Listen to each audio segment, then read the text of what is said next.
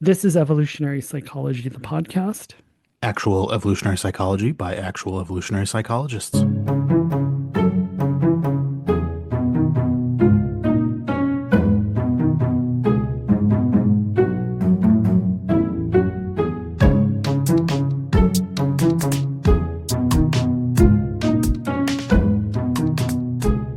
All right.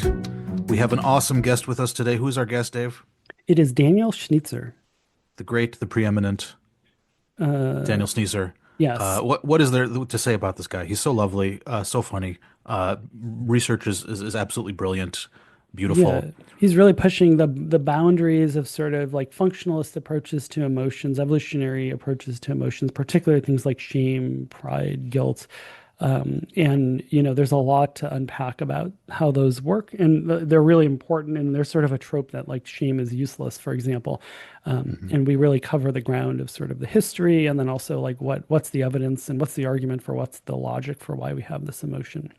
Yeah, a lot of fun things came up in this conversation, whether self-esteem is bullshit, the three-breasted woman from Total Recall, Right. traveling, whether reading long, boring books makes you a better person.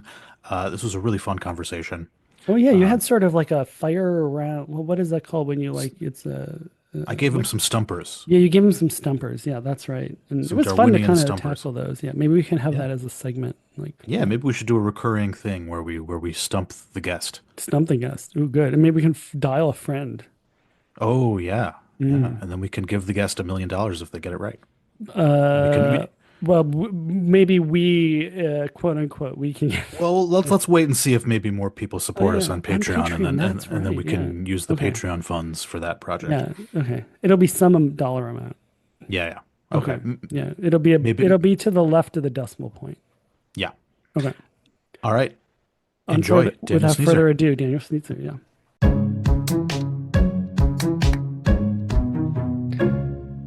All right, so today we are very blessed to have Daniel Sznycer on. We were just going over a pronunciation of your name. My name is horrible, Pietraszewski, and my dad has like three uncles, and they each pronounce it differently. Is that true in your family? Does everybody pronounce it differently? Uh, in Spanish, it's more common, but in Polish, it will be Petraszewski, Oh, something like I that. didn't realize your name was Peter. No, I'm kidding. No, no, no. Yeah, no. The correct Polish way for my name is Pietraszewski.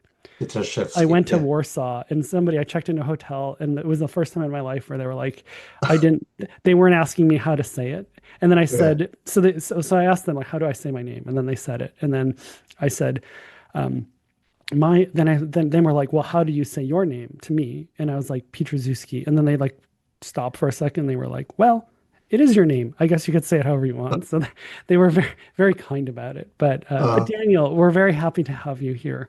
Likewise, great Um, to be here with you yeah. guys. And we've had some people on, we've talked about anger and emotions. You study, as far as I understand it, what is considered self-conscious emotions. Um, that term, uh, is that, I think I even sort of came across that term most consistently in some of your reviews of the past literature. Can you tell people a little bit about what is that?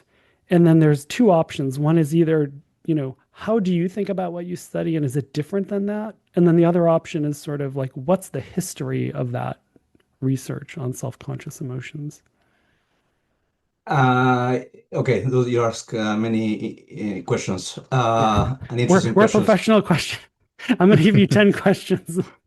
I thought we were gonna We talk can about TV shows and TV dinners, exactly. Yeah. and now you Yeah. give me No, we really difficult stalked things. you. Yeah, I know. Can I I check my know. notes? Can I We chat sandbagged this. Yeah, GPT we were and like we were just chatting for like 20 minutes about nothing and then boom. Yeah, exactly. No, we have plenty of time. We can edit out you searching ChatGPT. No, no, for real. Yeah. So, but no, I'll no, no. check Yeah, GPT if exactly. But what's I up don't with remember what I self-conscious did. emotions? Yeah.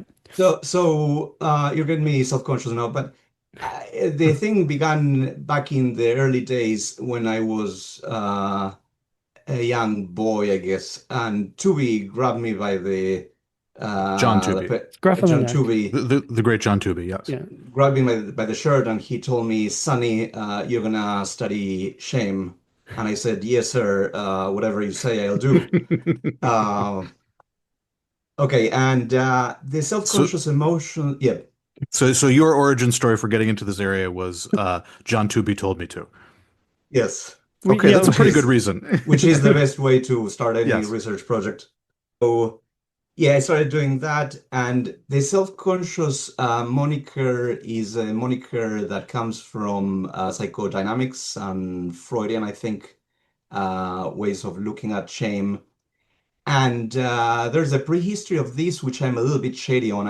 I should know much more than I do, but what I can say, there's a woman named H.R. Block, H.R. Lewis. No, H.R. Block is the taxes. Mhm. H.R. Lewis, and she was a psychologist. She was a clinician, and she was of the idea that shame and guilt were self-conscious in that and now I'm merging with her disciple of or some more experimental person who took research from H.R. Lewis and translated more into the research context, June Tangney. Her object of study is not so much shame and guilt, but rather the contrast between shame and guilt, like in free variation, like two sounds that you can make in free variation. So in some context, you can make two different sounds in a language, and linguists refer to that as free variation. And June was important in establishing differences, similarities and differences in shame and guilt. Basically, when people feel guilt, uh, they, at least in the American reports of the label guilt, it's kind of an approach and make up and apologize and stuff like that. And the theme in shame is illusion, avoidance, and escape. And she was very instrumental in alerting people to these interesting differences. When you mess up, when you screw up, people say that they feel shame, they feel guilt, they feel embarrassed, and we go back and forth with these labels. Although there's some, for some reason, people they're they tend to roughly match what we believe is the reputation management system to the shame level and imposing undue costs on someone that you value the guilt label. Okay, all of this is boring and academic and no one cares, but We're they done. pay We're me done with the episode they now. Okay. they pay me to No. dissertate about things that no one cares, so I'm inured to it. So I'm gonna do I it. love the verb dissertate. So I'm gonna do We're it not paying you, by the way. unless and until you stop me. Okay. Uh, Uh, no, we're just my gonna. children tell me to shut up all the time, so I'm also inured to that. So you can tell me to shut up anytime, and I'm happy. Good. I'm Yeah. happy Okay, either way. Yeah. so shame is about hiding, escaping the situation, covering yourself up. Guilt is about Evasion is a good label. Yeah, evasion, good. evasion. So Yeah, shame is about evasion. Guilt is about apologizing and making amends. Is that a fair yeah, characterization of the yeah, yeah, yeah, distinction yeah. that had been in the literature for a while? And yeah, and June was very important in recognizing these facts and sorting what goes with what, Got and it. saying that there's similarity that in the general scene when you screw up, people may feel shame, people may feel guilt, people may feel embarrassment. And one question that she elaborated in her career is what are the conditions under which, what functions, if any, these things have, and do they have functions at all? And Hmm. what are the conditions that elicit these emotions?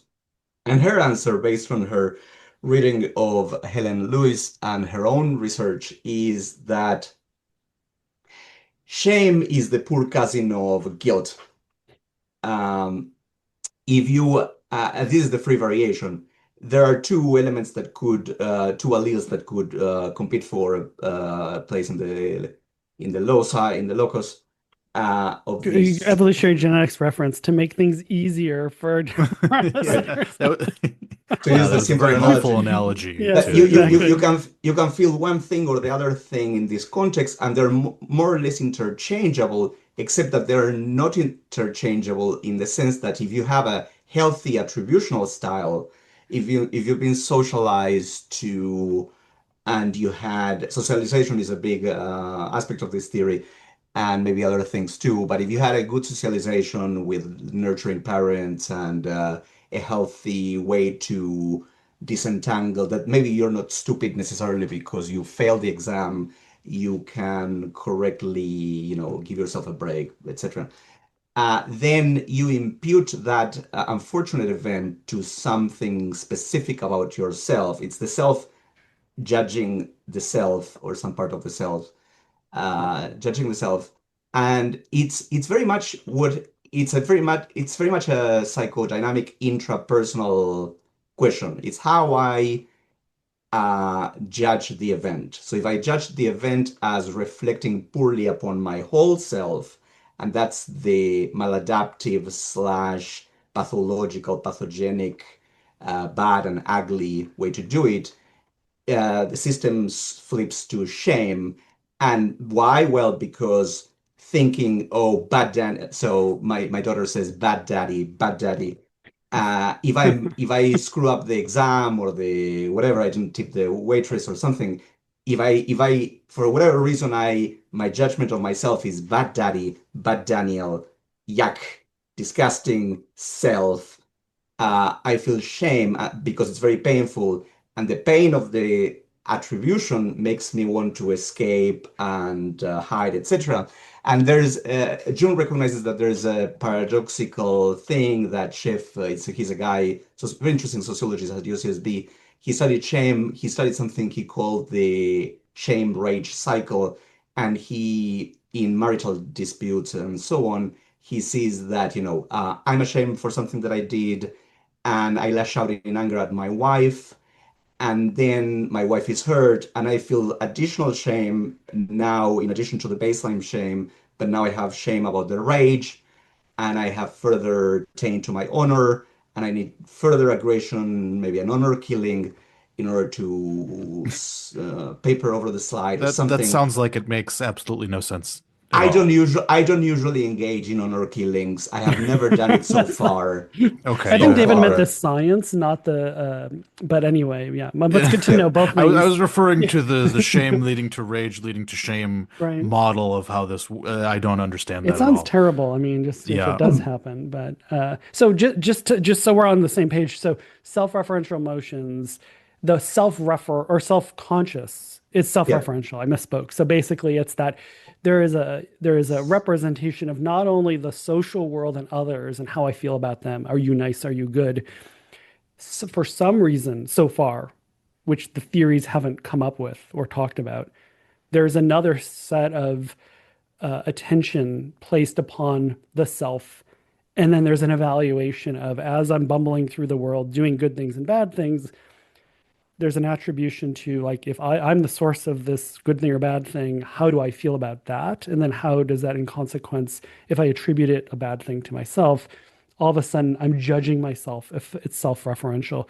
And then there are these emotions when the detection of I've judged that bad, Dave bad. that's a very good summary. Yes. Great.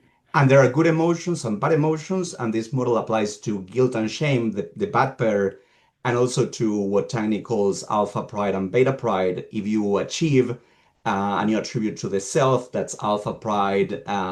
Jessica Tracy calls that hubris. Hubris, the arrogant variety of pride. Whereas if you impute the success to something transient, unstable about yourself, controllable, then that's beta pride Mm. slash authentic pride slash achievement oriented pride. We're writing a paper on pride. And there's not much of a question of why there should be these things in the head, which are the functions of these things. Their universe or their referential frame is these things happen. There's an antecedent to these things, so the antecedent is king here. And but moreover, Jessica Tracy then in further models she incorporates the social view, but Tangni says explicitly in some papers that not only these things are about the self, but emphatically she thinks that these things are very much not about other people. Hmm. Any, which is I think weird, but Crazy. interesting nevertheless, and testable. We have tested that recently with Hmm. Mitchell Landers and Patrick Durkee. It's wrong, I Um, imagine. and yeah, and Yeah. so okay, so and the data the data in support of these so-called attributional theories of self-conscious emotions are mostly correlational. For example, they find correlations between your attributional style more bad daddy goes with shame, Hmm. and I should have studied more goes with guilt, as they predict. Hmm. Yeah. But the So data are so individual differences in tendency to do these things. exactly, Okay, yes. got it. Yeah. Yes. It's, I guess it meshes with a clinical Mm, framework. There's right. variation among people, there's healthier people with healthier Right. attributional styles, Got it. and there's more pathological people, pathogenic, whatever people. There's a very interesting paper of Tiny a number of papers on the correlates of shame. Fantastically informative and important work on the correlates of shame, and shame correlates with a whole bunch of interesting things. It correlates with suicidality, it correlates with feelings of inferiority, with feeling small, wanting to hide, in the clinic with paranoia, with anxiety, with all the kind of all items that you would predict if you adopt a more functionalist or adaptationist interpersonal view of this emotion, as in you screwed up, you emitted costs, and people are aware of these costs, and now they recalibrate how much they value you, and that's fitness decreasing. And the question is how to evade detection, evade their imposition of costs, Yeah. etc. Okay. Yeah. So So let me see if I can yeah. summarize But what you're. but Yeah. put a footnote that the evidence is correlational. There's a Yes. few experiments, but the experiments were in the confirmationist framework, Hmm. or things to confirm. And we've recently run a falsificationist approach. But yeah, go ahead and we Yeah. can So we're return to that. setting the Yeah. stage for Yeah. Daniel Sznycer to come in and tell Exactly. everyone why To they're wrong. But so exactly. Yes. you've laid the groundwork for the pre-existing research that has been done on shame and pride, and it's descriptive. It's shame is about David is bad, guilt is about David did a bad thing. Pride, there's authentic pride and hubristic pride. Hubristic pride is David is awesome. Authentic pride is David did an awesome thing. Yeah. And this is coming from not an evolutionary functionalist approach, but more of a how do we make people feel better? How do we fight mental illness? Yes. And so Yes. the thinking there is, oh, well, shame is bad because you're Yes. thinking that you yourself are bad. That's going to lead to depression and suicidality. So we want to avoid shame. Shame is bad. Guilt is better. It's not about you. It's about what you did. So shame is a bad emotion. Guilt is okay. When it comes to pride, you don't want to be too arrogant and think that you yourself are Yeah. awesome. You want to attribute it to what you did. So hubristic pride bad. Authentic pride good. I mean, it's even baked into the words. Authentic has positive That. connotation. So this is Yeah. basically the paradigm where we're thinking in terms of good or bad emotions, in terms of mental health, not in terms of what their underlying functions are and why they exist, why they're in the head. But we are on the Evolutionary Psychology podcast, and we want to know why these systems are in the head. And so that's Okay. where Daniel Sneezer comes in and tells Yes. us But The why are breath these of before the systems? neck. Yeah, Yeah. yeah. I very much agree with platforming me. I've been deplatformed, but you're platforming me, so I'm very happy, and I thank you very much.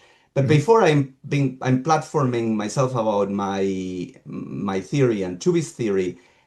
We should say that a public choice theory of why people do what they do, including ourselves, is the more funding is needed theory of everything of academia. We are government employees and we do what they pay us to do. And if they pay us to find things, we find, and if they pay us to not find things, we don't find. And the what they pay, and I'm not saying this dismissively. We Everyone is an apparatchik, everyone is a government here in academia. Most of people, not you, not talented people like you, Pinsov, who made it in the real world, but and also smart people like Petrozhsky. But okay, so Or everybody what? listening. What? So Tangni, and again, this is not this. I have high respect for her.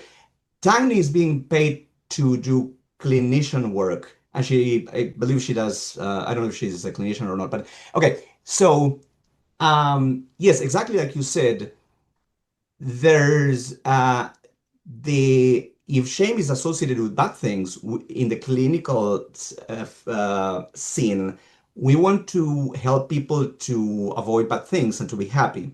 Mhm. And it stands to reason that if guilt is associated with more making up and restoring the relationship and etc., then maybe it stands to reason that and people in shame go crazy and kill their daughters, or more Or subtly themselves. Yeah. they kill themselves, or they Yeah. harm their wives, etc. It stands to reason that you want to fix that. But so maybe there's a link between the what they pay you for and what you find. And but like you said, also it's important to note that one big goal of the clinical work on this is to remove or minimize the experience of shame. So shame is a bad thing. It's not a messenger of bad news. There's an analogy straightforward with a physical pain system. Mm. You feel pain, you take painkillers, but actually physical pain is a highly organized adaptation. The bad thing is the damage to the tissue, and if you don't have physical pain, you die young because you're burning yourself, and you're not removing your hand. And so I think there's a direct analogy with that. And in the clinical context, if you they want to get rid of the bad stuff, and shame is in the ledger of the bad stuff. But okay, now I can platform myself, and but we believe that shame is not the bad thing, but the bad thing is the consequences of being demoted in the representation of value in the heads of other people when information reaches the brain, and those are bad Sorry, well, let's consequences. unpack that. Yeah, So yeah. the representation of value in other people's brains is being demoted when you feel shame. So what let's unpack what is a representation of value? What makes it go up or down? Okay, so Tubi and Lida got a grant in 2005, big grant in NIH to do explore their brilliant ideas that they had since the 90s, or perhaps since they were born, because they came to the world with all the knowledge. And there was a lot of work in our lab, the CEP UCSB lab under Tubi and Lida, and other labs too. But the idea is that the brain has machinery for um, things, events, states of affairs, partners, anything, pretty much anything has positive, negative, or neutral effects on the probability that your genes will replicate in the long term. And we expect organisms designed by selection to have ways to capture the goods and to like the okay I am usually okay like the standard the jazz standard accentuate the positives, eliminate the negatives. It's a 1940 Bing Crosby, I think. Uh, Mm. We okay, can I'm we can trying to put it be. in Ultimate the there. we can put it in the I, show notes. Yeah, there's a Yeah. CD. that would be Yeah. great. I'm Yeah. trying to be Well, witty because I think people are trying to be witty in these things, but I don't know. Okay, tell me, and but I can I pause real quick? So like yeah. for example, Daniel, if you're a really good cook and it's easier for you to cook and like get food than it is for me, and you're just really good at it, and there's sort of positive externalities for me, whether it's sort of reciprocal or it's just a positive externality or a mutualism. We sort of talked about that on the podcast, but sort of I'm going through the world sort of looking for the events, as you put it, or attributes of people that are sort of more beneficial to me. And I should be designed by natural selection, or my mechanisms precisely should be designed to value aspects of you or you compared to David, for example, if you have more of these things or you have this thing and David doesn't have any. Um, So is that right? Well, let Yeah. me back up. So we Yeah. first have the broader concept of value, which is just anything that has a positive or negative effect on the fitness of the valuer, right? The natural selection designed our value systems to track fitness regularities, stuff that promoted our fitness ancestrally will have value to us in the Mhm. present moment. And so anything can have value from, a desk to a chair to a piece of food to a predator will have highly low value. A potential disease will have, really negative value.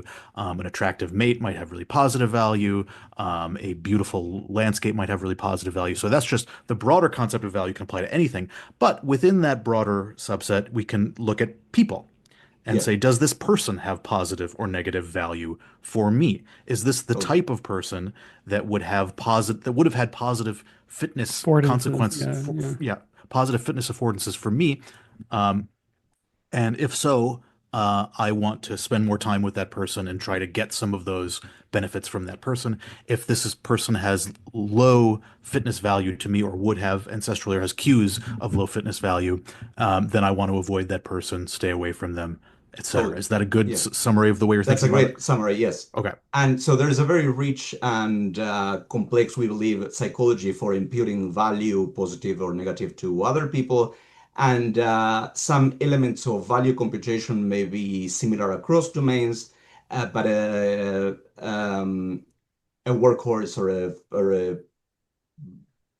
uh, part of the identity of if psych spent, I think, I don't know, just to pull a number out of my head, 50% or 70%. I think a huge part of FEP work, FPsych work, is on value computation, Mhm. mate value and partner value and landscape value, food value.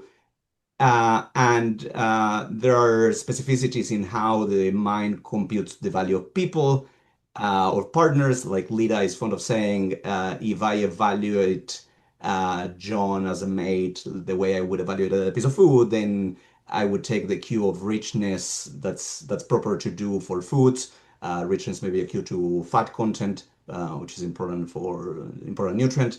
But if I apply that cue to computing the value of people, then that You, doesn't you don't work. you don't want Yeah. to eat your mate and Yeah, copulate what with your food. what That would what be she For the said, most disastrous. part, or yeah, what Litas yes, would yes. say is, I would have married she put it succinctly as I would have married a chocolate bar.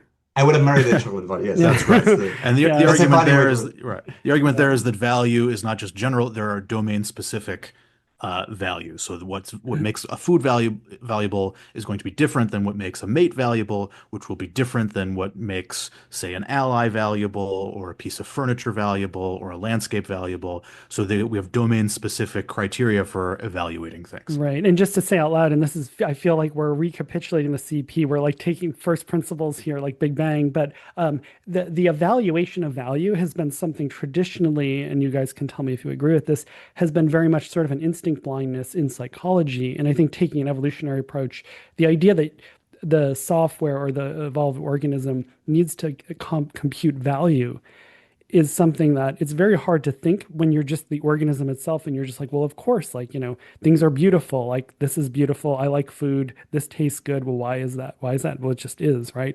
So taking an evolutionary approach forces you to, um, and this is very much the to be point, not take anything for granted. We talked about this. We had Deb on, and we talked about that a lot. Like, you don't, and so why is it good? It's because there's some value slash Right. corresponding outcome in the world that corresponds to fitness, right? So like water, nutrients, surviving, having social support, et cetera, et cetera. So yeah. Yeah, exactly. Yeah. All right. There's no So objective value. There's yeah. emission. So Okay, we've so just we established have value. value. Yep. And we have people, so not only value in general, but value of people. Okay, so we have those building blocks. What do you do with those building blocks? How does shame fit into this? Well, so once you have that in place or co-evolving with the psychology of value, you have a number of adaptive problems that arise from the existence of this machinery and, promoting the higher value in the brains of other people. Right. So Uh, like if you can evaluate me, so Daniel, the moment that like this software is in you to evaluate other agents according to like what value they have, that's a problem for me now. because Right. I don't want to be in your category of a bad person. Right. That would be Right. So if Yes. you have view me as low value, or if everyone in my social environment views me as a low value social partner, that is catastrophic for my fitness. It's equivalent to death. Even perhaps even worse than death. No one's going to want to mate with me. No one's going to want to help me or take my side or support me in any way. So that is a huge fitness cost. So what you're talking about is a really big adaptive problem. How do I make others in my social environment value me? It's yes, very much so. It's a representation in the brain that is not just a pattern of beats in the brain, but it translates into very real consequences because these in a simple model of how this value person partner value works, these magnitudes set thresholds on, for example, in altruistic in decisions on whether to be altruistic with other people. These things set thresholds of what's the highest cost that you would incur in order to benefit other someone else by a given set of by a fixed number of benefits, and reciprocally Let's it unpack that a bit. So if I value you, Daniel Sneezer, I'm going to be willing to make big sacrifices to benefit you. But if I don't yes, value you, then I am not willing to do much of anything to benefit you. And in fact, I might even do things that hurt you because your welfare just doesn't matter to me at all. Right. So I might just, in yes, going about my life, I might bump into you or step on you or whatever. You have low value to me, so who cares? But if I really value you, I'm gonna, avoid stepping on you and bumping into you. I'm gonna do things to help you if I can. If I can benefit you really highly at a low cost to myself, I'm gonna do that. And even if I can benefit you really highly at a high cost to myself, I might even do that because you're just so valuable to me.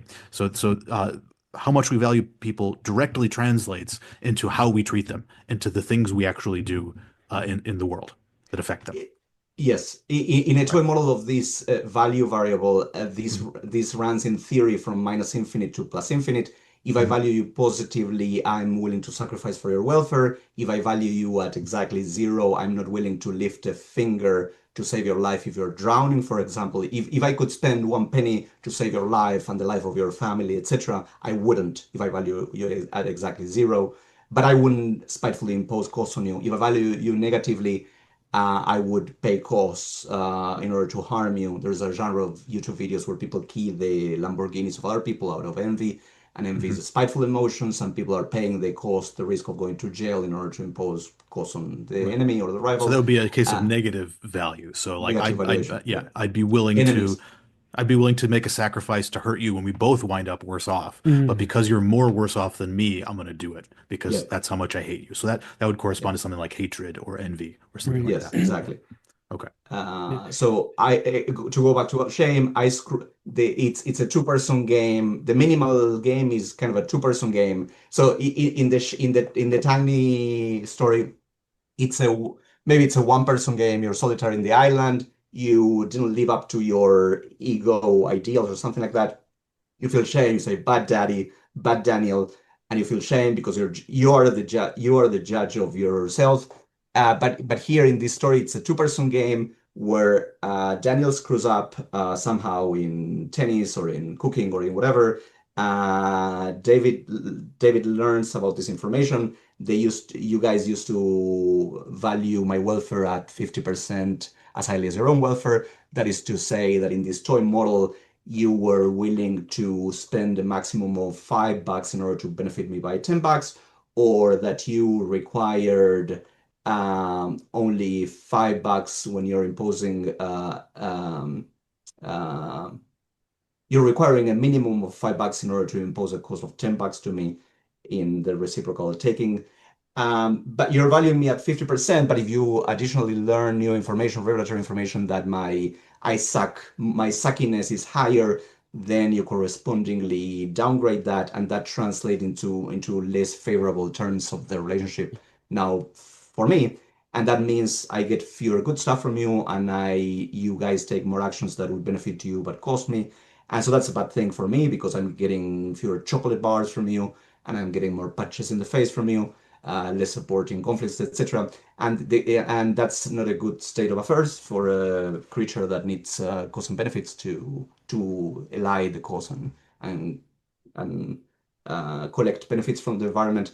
And we can imagine that in response to this recurrent problem, there may have been selection for something whose function is to minimize the capturing of those bad costs. Right. And so perhaps shame is that machine. Yeah. So if I can Okay, just so sort of, yeah. So we've got, so in the old model, it was that sort of like for some reason, we're just conscious of ourselves. We're self-judging, and it's sort of maladaptive and sort of, especially shame is useless, right? Because it's just sort of like you're hard on yourself, and we just want to get rid of that. This idea is that the reason why we have a representation of ourself is because that software allows us to prevent or address social costs when other people either have found out or might find out about something that would cause them to devalue me. So it's either preventative or reparative for a very specific class of situations, social situations where other people are going to value me less. Is that right? Yes. Yeah. And so one question then is, and maybe we can start talking about the data a little bit too. And David, I'll let you go in a second too. Sorry. Is I imagine one of the reasons why people don't think it's social is because of this sort of preventative aspect, right? There's sort of like a almost proximate ultimate idea where sort of like if I'm alone in a room, I might and if I like let's say I kill somebody in a room, right? And I don't think anybody's going to find out, but I still might feel guilt or shame about that. Mhm. And I think there's sort of this toy idea, or like let's say it's like I steal a candy bar from a store. Let's just make it less crazy, right? And like I have good reason to think that nobody's going to find out. There might be individual differences, and maybe some people don't feel any, but maybe some people would feel guilt and shame. And I think maybe that residual feeling, even when it feels like there's no social consequence per se, Mhm. might be part of the intuition that it's not social at all. Could be. Yeah. Is that true? And then for people who haven't kind of understood the idea of sort of like cost benefit or like signal detection or error management. So number one, is that fair? And then number two, is my summary right that the idea is that these are preventative or reparative emotions for other people devaluing you? Yeah. Yes. Uh, or no. Yes, I agree. Yes. I think the lingering residual feeling of the self, it could be one reason why there's this theory of the self. There's an analogy with other adaptations, social adaptation, with that adaptations that we believe are social, Right. that can also be used in solo mode. And so Chomsky says that language is for articulating ideas, a little bit of self theory of language, and other people think that language is a complex machine for the sake of interacting with other people. So there's a little bit of an analogy there. Other emotions, we believe social emotions can also be deployed in solo mode. So imagination, planning, etc., are important components of these things. My suspicion, although I haven't done any study on this, is that the folk theory of shame is, if I ask my mom or my aunt or someone like that, I imagine that normal people might have the social theory of shame. Hey, mom, why do people feel shame? Well, duh, when you screw up, you don't want people to catch you. Yeah. Sure. Yeah, of course you destroy incriminating evidence. Like, what kind of question is that? Mm. Sure, so they don't catch you. Duh. So I think my vague suspicion is that normal people think this have the social theory, and maybe you have to go to college maybe to learn the self theory of shame, maybe, Right. You but have to we get need more paid to funding. have weird, convoluted ideas that are wrong. Yeah. Yeah. And so early studies on shame that I've done, so it's a little bit like recapitulating the self-esteem theory of self-esteem. In self-esteem, people found a correlation between self-esteem, how I feel about myself, and all sorts of good outcomes. Happy people, richer people with more attractive mates, and happy kids, and beautiful large cars in California, Yeah, like so we you just got guys to jack live. up everyone's self-esteem, and Yeah, then It, exactly. all of our Yeah. problems will be yes, solved. Yeah. Yes. there was the it's a story worth of Tom Wolfe, the great American satirist and commentarist. There's a guy by the name of Joe Vasconcelos or something like that. They saw correlations between high self-esteem and all sorts of good outcomes, and they ran to say, okay, we need a task force and we need to invest millions of dollars in interventions. They ran to the interventions, the college interventions, school interventions, and they spend God knows how much money in order to boost self-esteem. So I go to UCSB when I was a grad student, and I'm riding my bike on the way to some department or somewhere, and I see an art student holding a mirror with a banner on top of the mirror, and the thing says, "I'm you're beautiful" or "I'm beautiful," meaning it's a self-esteem boosting intervention. And if Mm. we do that, then everyone is happy and winning. And I'm thinking to myself, what crap is this? Yeah. I'm ugly. You're not gonna fool me. I'm ugly. I'm not beautiful. What is this? What is this garbage? Okay, so all of these things, participation trophies, and Hmm. this multi-decadal intervention on self-esteem has the origins in this uh, iffy, weak Right. thinking that there's a self, there's a correlation. Let's uh, Yeah. let's boost the correlation, and so Yeah, it's uh, kind of We amazing how much bad psychology has just infiltrated Western culture. I mean, this yeah. idea that we do things to increase our self-esteem or to feel good about ourselves, and we need to make everyone feel good about themselves. Like that is a really huge part of Western culture, and it's kind of amazing how much that idea is just pervasive in the way we talk and engage with each other. Yeah.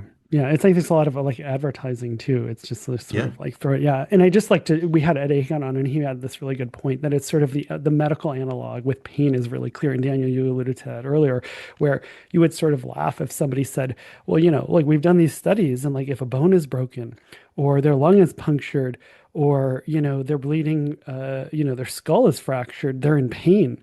And so the way to make people's bodies better is to get rid of pain, right? Like if you just yeah, gave them drugs so they wouldn't feel the pain, like that would be a joke, right? Of course, what you do is you fix the problem and the pain, but right, you don't just give right, them the painkiller and then just send them back out in the world with a broken yeah, bone or a punctured lung or, a cracked skull. And I think that exactly the self-esteem, if Daniel, what you're saying is that the reason why self-esteem was tracking these things is because these were good things, like people who are healthy, people who have support, who have resources, who are doing okay in life. It makes sense that their psychology has this setting of like things are pretty good, but that's not the causal element, just in the same way. And that's not like the point of leverage of changing it. It's in the same way that like you wouldn't just change the pain level without addressing like the broken bone. totally, yep, yep. Um, so I have early studies showing. So it's an amazing Geiger counter-like thing, the brain, in registering in different formats or domains all the time the goods and bads that are impacting yourself or your uh, extended genotype.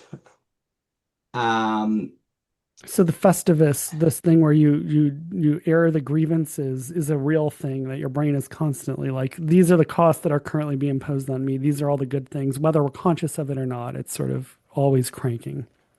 yes. Sorry, I lost the train of thought, but Sorry, Daniel. registering all the time and And so the shame that you feel in yourself very closely tracks.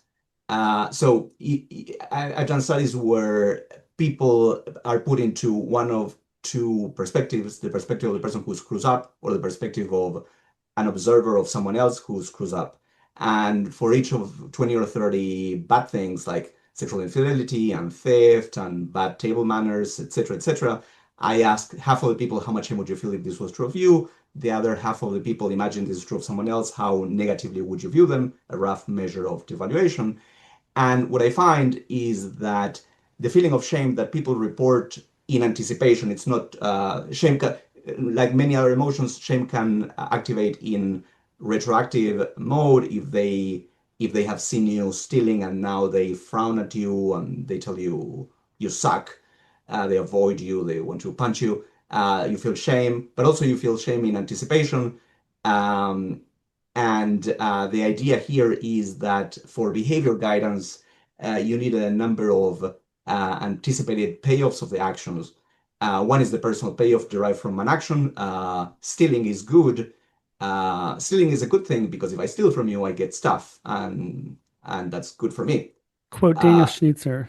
Just yeah, Yep. stealing is Yeah, we'll good. just take that quote We'll out of put that context. exactly. We'll put that on a T-shirt and attribute to. and in addition, stealing is bad because if Yeah, you catch me, then I go to jail or you punch me. right. And so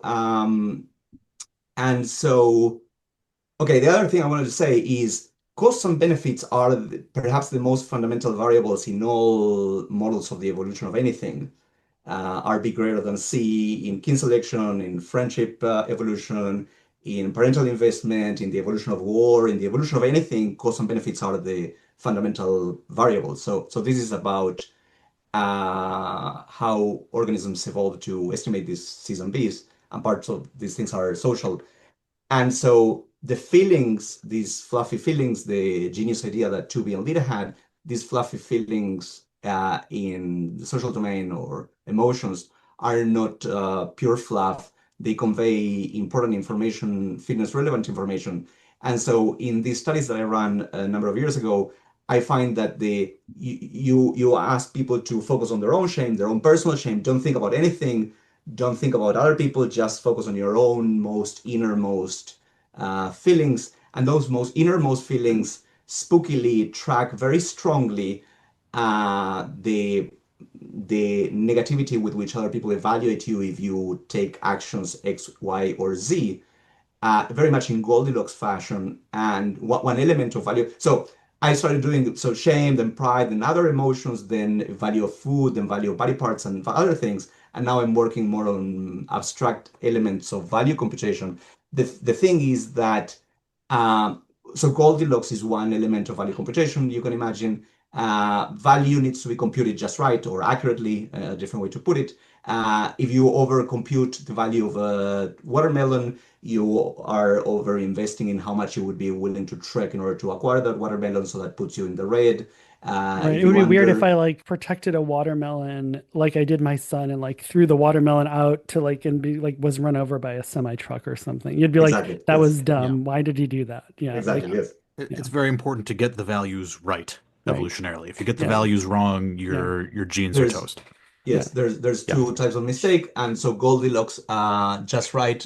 In the story of Goldilocks, the big, the hot too hot bowl is not good. You burn yourself. Too cold is your, etc. Not cooking the food. And there's a just right, and there's a just right for everything, including for so and for behavior guidance, so you're integrating two streams of value. One is the personal payoff of getting the piece of cake or having the sex act with that person or staying lazy in bed instead of studying, etc. And the other one is the social payoff.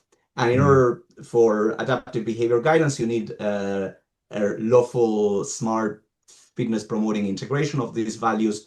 And so the idea is that the anticipatory feeling of shame that you have with respect on an act by act basis for stealing, for becoming lazy, etc., may perhaps it might convey information about the actual consequences in the brains of others if they find out about these things. And the answer is that yes, uh, the amount of shame, the intensity of shame that people report for each of these acts very closely tracks. It moves up or down in lockstep with the actual displeasure that other people report if it was someone else taking that action.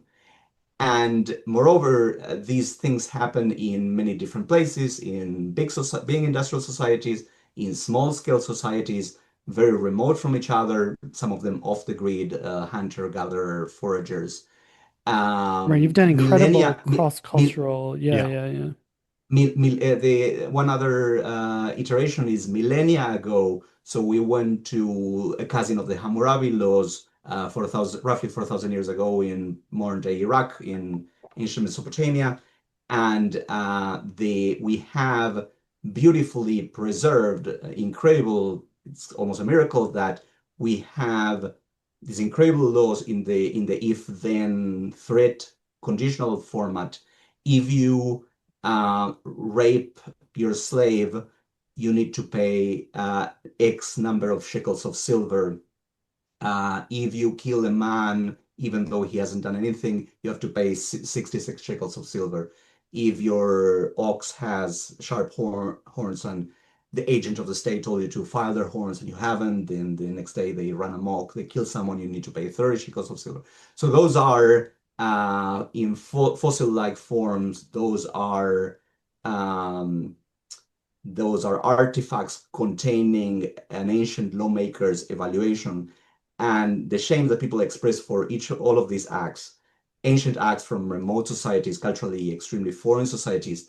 They tracked A, the evaluations of other people, and B, massively cross-culturally, harmonically across many cultures. The shame in 15 small-scale societies track the devaluation expressed by people in each of these 15 small-scale societies, but also the devaluation expressed by people in each of the other 14 small-scale societies. So the shame expressed by the shuar of the Ecuadorian Amazon for each of these 12 different acts tracks massively highly the interpersonal devaluation that people in the Mongolian steppe report for each of these 12 acts. So there's a very strong universality in how people evaluate other people and how people feel shame about these things. And again, shame is not a fluffy feely, it is, but it also conveys information that might be useful in guiding your behavior. One question, Daniel, is that are there aspects in which it doesn't vary or where it does vary across? So, Yes, like, I mean, that's an interesting test of the hypothesis, right? So, for example, like, if we just have this arbitrary rule that, like, if I touch a gum tree, we think spirits will come into me for whatever reason. And so, in our local island, touching a gum tree will be devalued, yes, but nowhere else. So in our island, I should feel shame when I do it. People yes. should devalue me, and that's important for this particular place, but not other places. Are there things like that? Yes, absolutely. Don't quote me on this, but my eyes glaze and water in tears when I hear about cultural variation. I don't care. I don't care. The short of it is I don't care. Uh, Another there's so quote. much Yeah. rich architecture that I want to look at that first. Sure. Yeah. Yeah. Yeah. Like the But hard, but big, but the but main but question. Yeah. variation is very important. But Yes. I think the key to understand variation is to understand the architecture because you have the lever to understand everything. Yeah. And so exactly like you're saying, if the shame machine is designed to minimize, to accentuate the positives and minimize the negatives, it stands to reason that it should track like a Exactly. good Geiger counter Yeah. Not these everything is going to be universal. There are going to be arbitrary conventions yes, because coordination. exactly. And so A- that is a, and yeah, exactly. shame does it. So Mm, so value computation is generic, as Thomas Sowell might say, it is generic and it's also specific. There's massive layer of genericness in value computation. Humans make a living similarly, right. far and wide, past and present, and so that predicts that there will be strong regularities in how people impute um, values and okay, Yeah, so walking and around with poop on your shoes is sort of universally devalued unless you're an infant, right. as Paul Bloom points out. But yeah, yeah, Yes, yes. And then there's local games, and people track those local regularities too. So eating with your left hand is polluting in India, and in our data, people devalue more in India those who eat with their left hand more than in America, and correspondingly in India, people feel more shame if they eat with their left polluted right. hand in India more than in America. So there are these patterns of similarities and differences, and the different. I think value is, you have one hammer and everything is a nail. My hammer is value, and value is a huge um, lock to the mystery of many things in these systems. And so much of my work has been on value. So the um, so I started expanding to many different things: shame, pride, and pride is the cousin of shame. So same thing with many different cultures. The pride is the emotion of advertising your greatness so that other people value you more highly and demanding that increase in valuation. It's not just doing the I'm great, but also making sure that other people increase how much they value you. So And it's like because we talked about anger. So the idea is that pride, it's not just sort of incidental window dressing of, hey, a good thing happened to me. It's actually it's changing sort of settings and sort of what should I ask for from the world, the physical yeah, world, social world, and I'm entitled to more now yes. that there's sort of common knowledge, or maybe to the degree. I mean, maybe we can start talking about some of the Yes, common outputs. knowledge Yeah. is interesting Okay. in Pride because this creates common knowledge, we believe. And yeah, exactly like you're saying, the Right. terms for the interaction should be more favorable to me if I really achieve something great. Right. I mean that sort of runs counter to a popular cultural idea that we do things to increase our self-esteem or to feel good about ourselves, regardless of how what other people think of us. We might even say, I don't care what other people think. I want to write this book for me so that I can feel good about myself, that I did a good thing. I don't care what other people think about me writing the book, or I'm gonna get this PhD because it's for me, it's personally fulfilling, or I'm gonna do this charity work for me. I don't care what other people think of it, right? Um, what your data shows is that that's wrong. In some part of the mind, you are judging what other people are going to think of you for doing this thing, and you are going to be more motivated to do the things that other people judge you positively for doing, right? That there is a Yeah, very tight relationship between what I feel proud of and what I anticipate feeling proud of, and the status I get from other people for doing that thing. And you would not expect that relationship to exist if pride was just about me and not about how other people see me, right? yeah. That this is seems as the expert bullshitologist, these are um, the trope that I'm doing it for myself and I don't care what other people say. That seems like bullshit, and that seems like bullshit relevant to these social games. Yeah. Uh, Yeah. yeah.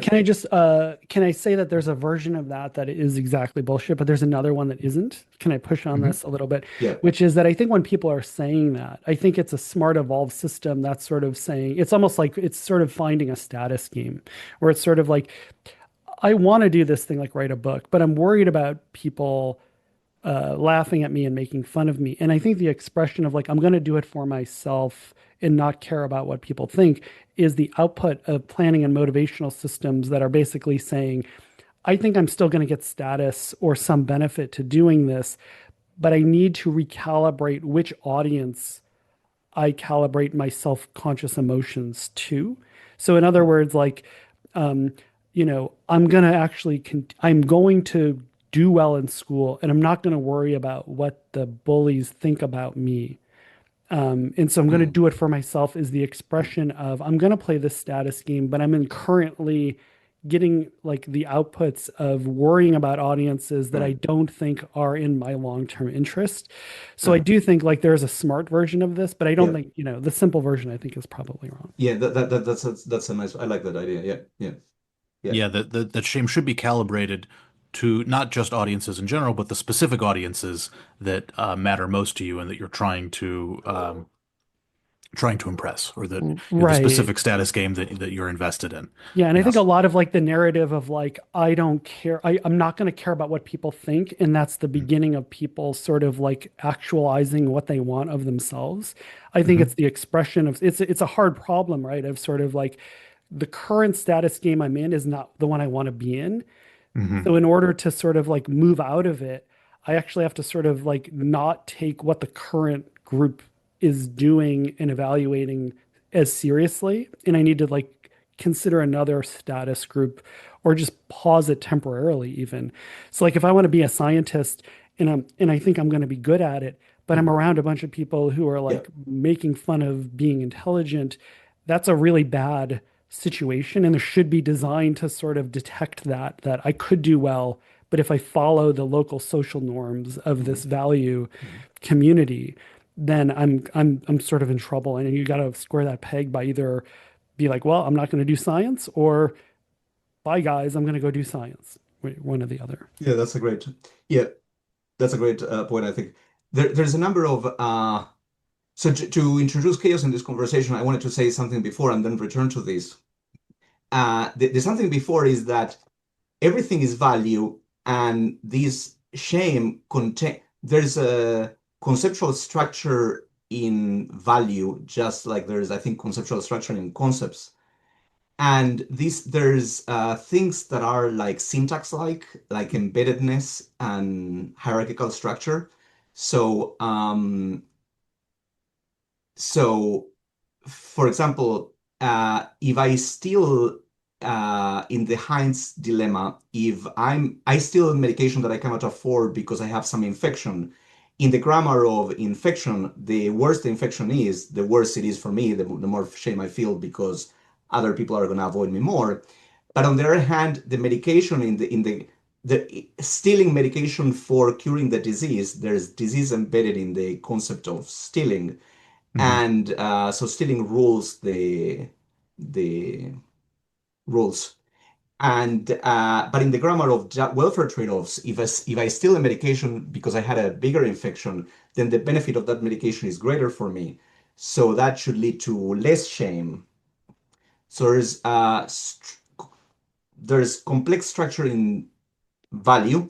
And so you can concatenate elements of different value systems. So I did a study in which, the same study over and over and over, shame and value, same logic, but I concatenated with the food value of things. And so people impute different values to different food items, and the yummy, yummy subjective value that people think they would experience if they eat one watermelon, one strip of bacon, one almond, one onion, etc. It tracks the protein, the carb, the fat, and the water content of these foods, number one. So that's interesting because you have some FDA, Yeah. not FDA, whatever, We're getting the national. values right, or our estimators are pretty good. There's Yes, that's evidence of not design here. that, Yeah. that's number one. Yeah. Yes, it reaches out into the world and it accurately grasp the nutrient content of this food. Hmm. But then in Yeah. addition, you can once you have this value of the food, you can transport internally to many different systems that operate on the basis of value. So the shame that I feel X from you Right. carries in it a trace of the protein content of the food that I steal from you. Right. If I stole a carrot versus a hamburger, it Right. would be different. Yeah. Yes. So that's a footnote. And to return to the Dave comment of the changing the audience, I think we've run studies with landers more experimentally and falsificationistly er yon. Uh, Popper would be very happy with you. Yeah.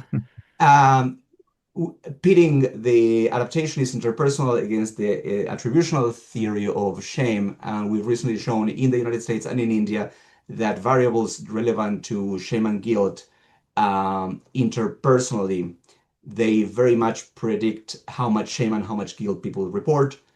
But variables relevant to how I interpret or attribute these events, they do close to nothing. They do worse than nothing. And okay, so we have evidence in falsificationist mode that the evidence strongly support this interpersonal view, uh, almost don't support at all the attributional theory. Okay, so the question Wait. is, No, I thought evolutionary psychology hypotheses were just so stories and they were unfalsifiable. I don't understand how this could be happening.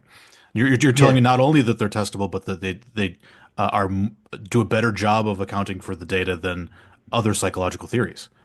That's wild. sometimes I don't know. In this case, yeah. Yeah. One study at least.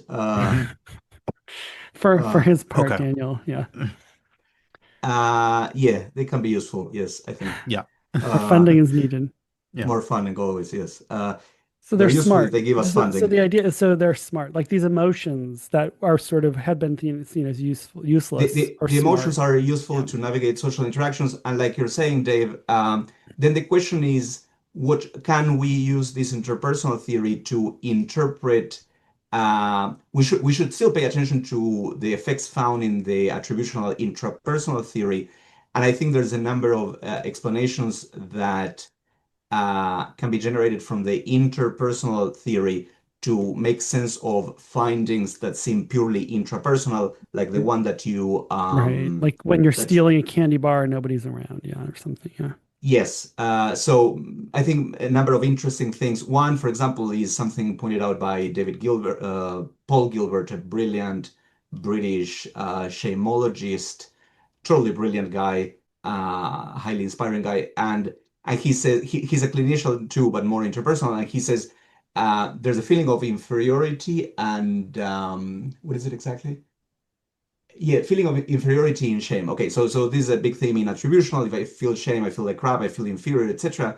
And Gilbert says that women in abusive relationships, they blame, and blaming the self is a big attributional shame effect. And he says that women in abusive relationships blame themselves, like in attributional theory. But when they exit the relationship, they blame the other guy. So Mm, blaming the self could be in the standard textbook intrapersonal attributional effect. It could very much be in the service, incidental to or tributary to or functional to interpersonal functions, namely deterring attacks. If you're bullying me, sure, sorry, it was my fault that I didn't I do the see. bit right. Yeah. Hmm. My So fault, it's I'm sort bad, of I'm a sorry. it's even really smart. It's not that it's dumb. It's Right. that it's sort of self-protective. It's making the best of a bad situation. Yeah. It's sort of Yeah. like, what can I do to minimize being a target? I'm Yeah. not going to do things that like demand better treatment because that's just going to recoil, right? I mean, presumably Yeah. that's sort of calibrated. So interesting. Yeah, yeah. Yeah. Hmm. So we So we, shouldn't try to yeah, get rid of shame. Shame isn't bad.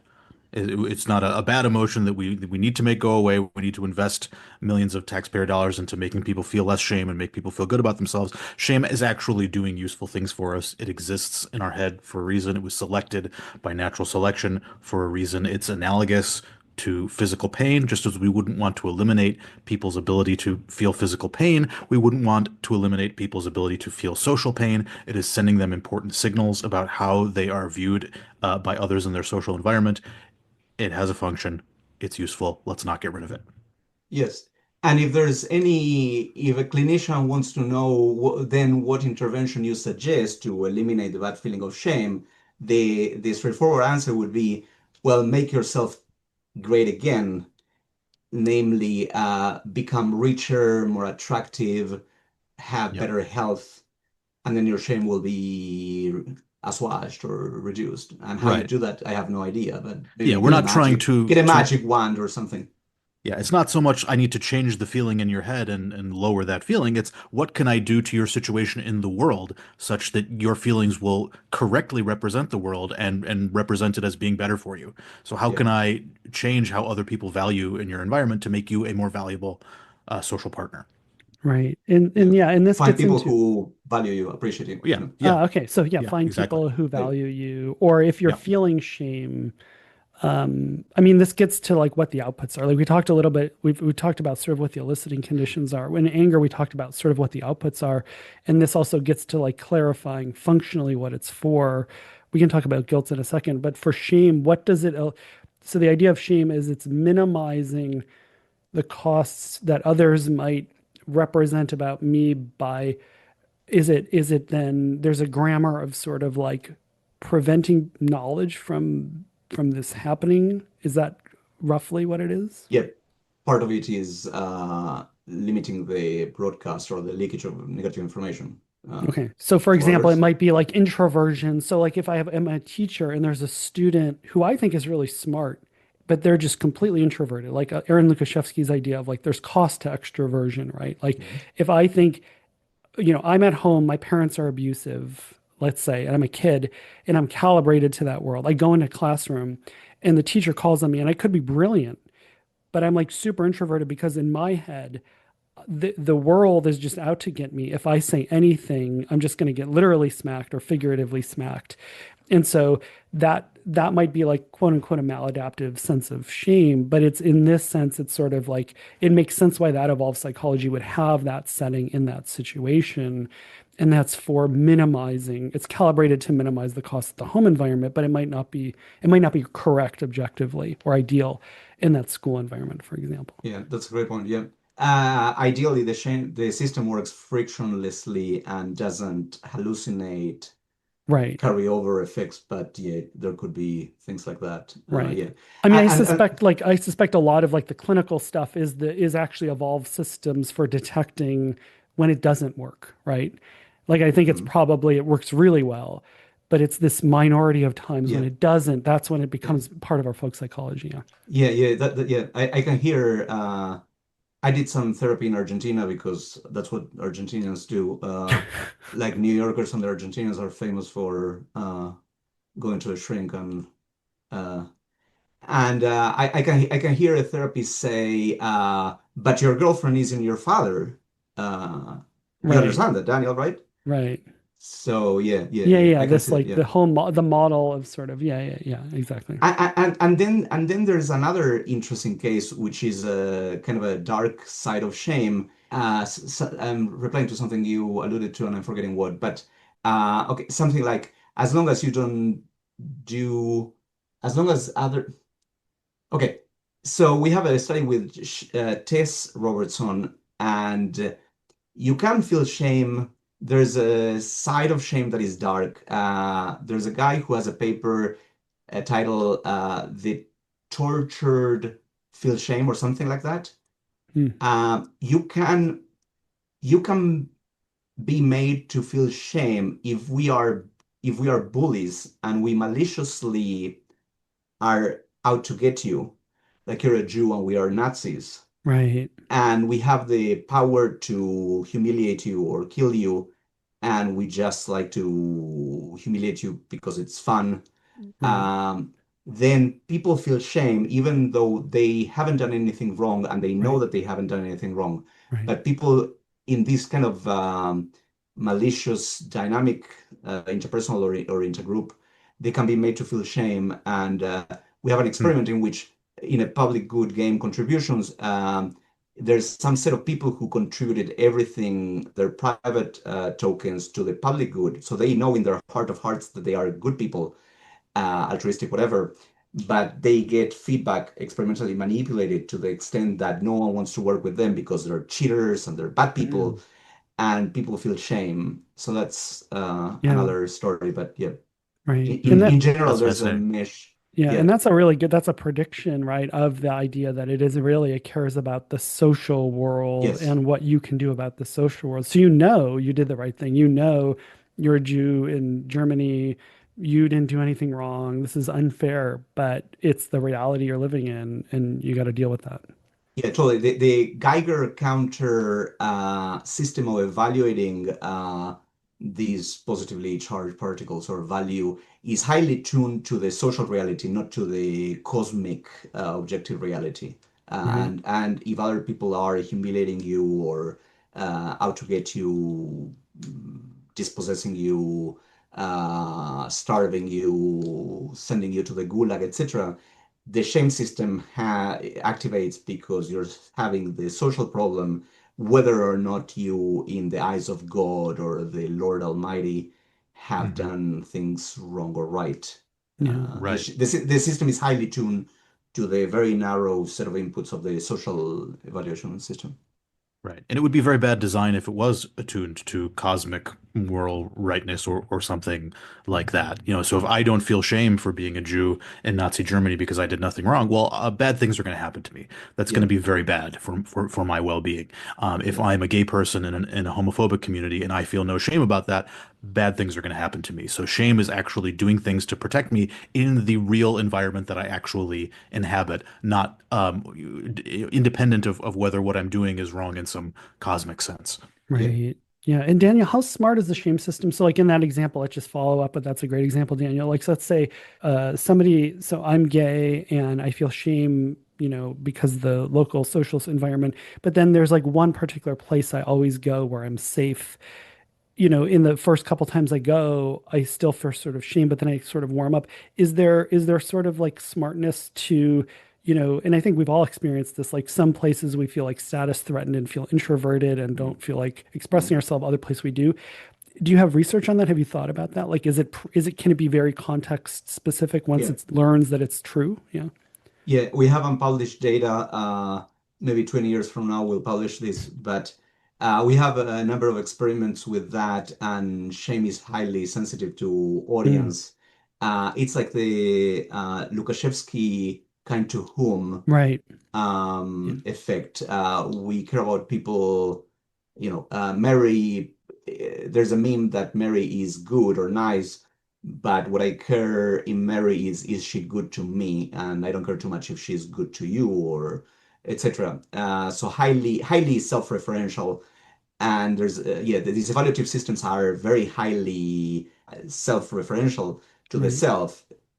What I care about is evaluative affordances to me. If Right. someone is good to the Pope or to the whatever, I Yeah. don't. Yeah, Yeah. I care, but insofar as the indirect effects impinge upon me. But so yeah, Darwin says that a girl who is highly shy in the world scene is extremely not shy in the eyes of those whose affection she's assured of, like her mother. Right.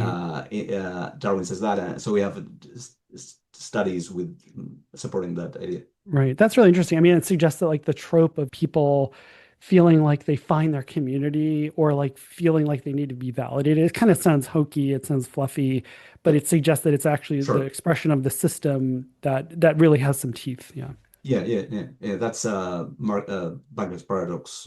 That's very Right. Mhm. yeah. Yeah. Can I share my favorite example of the other oriented nature of shame from culture that I Yes. recently encountered? I found it fast. So, do you guys have you seen Total Recall, the Arnold Yes. Yes. Schwarzenegger movie where he goes on Mars and they're like Hmm. mutants on Mars? So there's a relatively well-known scene where he goes into this bar, or this like I think it's like maybe it's a strip club, I forget. And there's this mutant and she has three breasts, and there's this guy and he's like, "Oh baby, you made me wish I had three hands," right? So what's interesting is that when they were filming this, the actress who played the three-breasted woman who got like three prosthetic breasts put on her, she felt so humiliated and Oh, shameful for having to be the three-breasted woman, and she like burst into tears, and they had to stop filming. And to me, this is a really interesting example of how she did obviously she did nothing wrong. She's an actress playing a part in a movie. She doesn't actually have three breasts, right? But the mere thought that others might think of her or look upon her with disgust was what right. activated the shame. And so Right. to me, that's a really beautiful example of how shame is laser focused on other people's judgments or potential judgments. And sometimes even a hypervigilant way where you're overestimating how much people are going to be disgusted with you or view you negatively. And Right. that is the trigger of the shame, more than doing anything, cosmically wrong, as you put it, Right. Sneezer. Yeah. Yeah, it's really interesting. I mean, it really does suggest, again, like I think the folk psychology really focuses on when it doesn't go right, where it's sort of Mhm. like you have like these wonderful people, like I'm thinking like, as a parent, like I think many parents have this experience of like their kid is doing something that is has some attribute that either isn't as bad as they think it is, but they think it's really bad. Because like, well, let's say they stutter, and it's like, it's fine. It's not, you'll get over it. Or even if you don't, it's fine, or like, or if they're gay, right. Or just whatever. The people that you care about, you see them sometimes sort of worry about an audience that they need to worry about. And it's sort of a conflict of sort of like, well, no, you're good, you're intrinsically fine, I value you, but I'm aware there's another audience that you're worried about. Mm. Right. And that difference or where it's a discrepancy, that's sort of like I think there's like a lot of folk attention to that. Yeah. Mm. Mm. There's old sociologist, 1902, now 20th century's ancient history, but there's a guy by the name of Cooley, I think George or something Cooley, the mirror image self or something like that, phenomenology or something like that. Mm. And he has extremely brilliant insights on shame and pride and these self emotions. And he says something like these it's like an electrocardiogram of continuous registering of the tone of this other evaluative input in the form of shame and pride, even if it's not, peak as in you win the Olympics, but there's a continue. I see it's anecdote. I see that in myself. I'm highly other oriented, and some people are more. They don't care too much, or they seem to not care too much.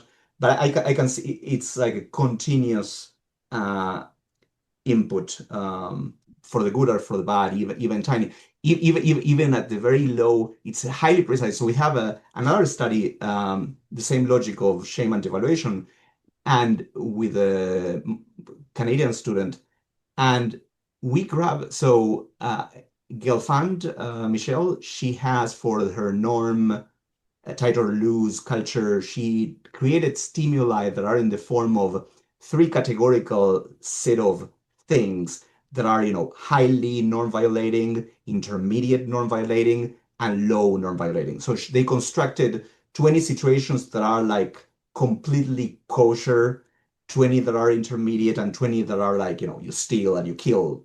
Okay.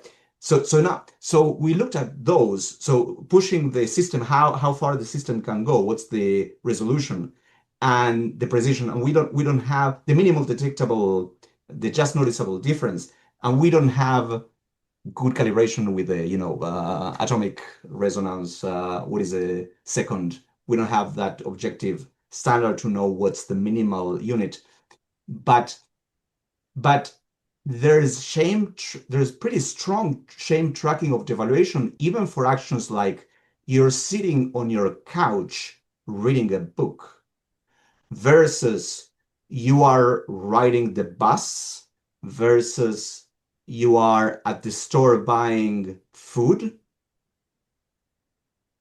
Okay, Yeah, so yeah, it's exactly that, the Cooley So you're notion. gonna There's feel there's an you're gonna feel extreme more. there's an extraordinary sensitive right. machine for registering on a second by second basis this evaluative input of other people. It's amazing. Hmm. Right. So I'm gonna feel more proud sitting on a couch reading a book than I am Well, riding a well, yeah, bus yeah, yeah, or yeah, yeah, yes. because I'm But learning something, so that makes me a more valuable partner I made up the versus, book thing. yeah. I made up the book thing, but there's you could Yeah. I could go back and maybe remove the things that are kind of more obvious, more, but there's really nothing, it's not, forget about the book. Yeah, but It's it's but easy. there may be Yeah, there's yeah, something yeah. Or you're sitting on the TV, evidently like that watching TV. Like imagine, you just could be. imagine your boss. Yeah. You walk in and like you're either reading like a sophisticated book or like watching Sure, sure, like yeah, yeah, like yeah, yeah, yeah. really like dumb and Reality no, TV, yeah. yeah, There's exactly. Some something. lowbrow There's some. thing. You And just yeah, feel less people do comfortable. people do Yeah, feel shame yeah. about watching Yeah, reality Guilty TV or pleasure, guilty yeah, yeah, pleasure, yeah. guilty pleasure. Yeah, guilty pleasure, exactly. as they say. Yeah. Yeah, yeah. So what? I So don't, I don't, I I don't because I never watch reality TV, but people yeah. tell me that they feel shame. Yeah, Hmm. Sure, sure. I'm So I only want to get in. highbrow. I want to get into some stumpers like that. So what's going on? Why do people feel shame for watching reality TV? What is it about watching reality TV that makes you a worse social partner? And to clarify, this is not a question about what makes reality TV bad. Correct, correct. It may be It bad, was a but joke. I what? know, Daniel. Yeah. Yeah. So why do people feel shame about watching trashy stuff? It's weird. It's lowbrow coded, and I don't think everyone gets shame. Maybe intellectual types, but normal Okay. people may like it. So it would depend on the specific audience. So more highly educated intellectuals might feel shame. Do you think it's because of the intellectual opportunity cost that like I could be watching a documentary or like a great black and white French film and instead I'm watching reality TV? You think that might be part of it? Yeah, or to go full theory, it's if the intellectuals say that if you're an intellectual and it's common knowledge in the intellectual community that that's a lowbrow, low status thing, then you feel shame. If the intellectuals agree that it's risque and cool to say no to your duties, every now and then in Blue Sky or these places, they say it's cool to say no to your boss. I'm not 24 hours available. I also have a life. Let's fight for 25. Mhm. Then if it's cool, then maybe it's good to watch lowbrow. Sure, but that Yeah, just raises the question of why watching lowbrow stuff would be uncool or low yeah. status or lowbrow. Like what grounds that? So there you have two experts here to for what are coalitional values on how So the you think it's a dynamics of group value. membership thing? It's like a group membership badge that we watch the intellectual stuff as a group, and if you don't watch intellectual stuff, then you're not a member of our group. Is that might that be it? Not mixing meat and milk and or marrying or not marrying your Hmm. parallel cousin or not And eating with so your it's left analogous hand. to like a food taboo or like a pattern of dress or something. It's just a way of mark demarcating rival groups. Maybe. I mean, I also think Interesting. like I also think like there's lots of things, right? Because the other thing, David, so like for example, like let's say you're watching reality TV. Yeah. If we're both academics and I don't know you that well, you don't feel like I'm going to give you the benefit of the doubt, and I come in and I see you watching lowbrow TV, you might be worried that like, you know,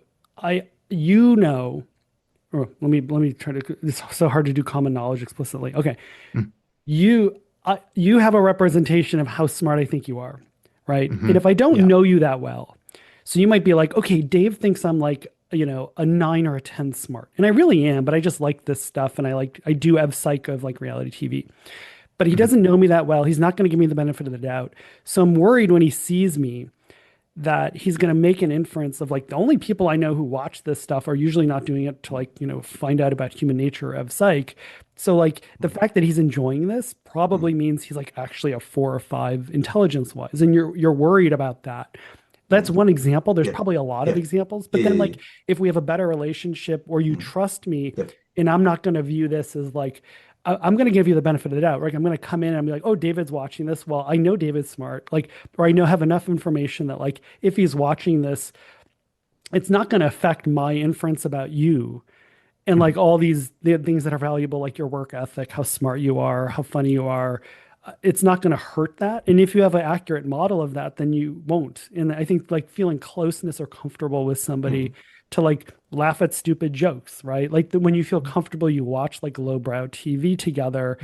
Like I don't know, I've felt like watching TV for entertainment sometimes with people you don't know well kind of feels uncomfortable till you get to know them better. And I think it's Mm-hmm. probably part of this. It's just sort of like I'm like monitoring the costs to my Interesting. reputation here, right? Right. So Not only about seeming dumb perhaps, but Yeah, also a coordination about the values that you hold. exactly. Yeah, yeah, yeah, What if you laugh exactly. about a gay Yeah, joke, but they yeah. yeah, exactly. yeah. Yeah, So it's that's an interesting idea. So if the amount of data you have about me is really sparse, then each individual data point is really yeah, going to matter more. And so it's going to really matter if you catch me watching reality TV and you don't know me well. Well, if that's the only information you have about me, then you're going to make stronger inferences about me and my intelligence or work ethic or whatever. But if you know me really well, you have a much larger data set. And me watching reality TV isn't going to change your estimate of me very much.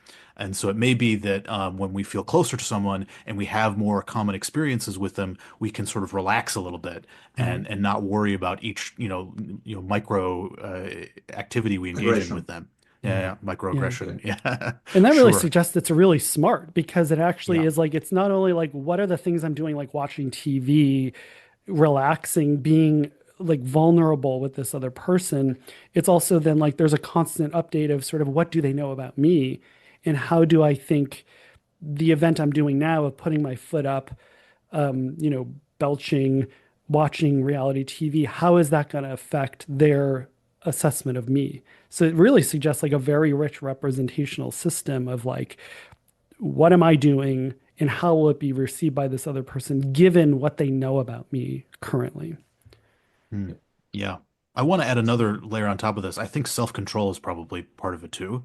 So Mm, Leo Fatucci, who we should probably have on at some point, has done really interesting work on how self-control and delaying gratification is moralized, that we view people who Mhm. have a lot of self-discipline as more virtuous, and we view activities as expressing your self-discipline or self-control as being morally praiseworthy.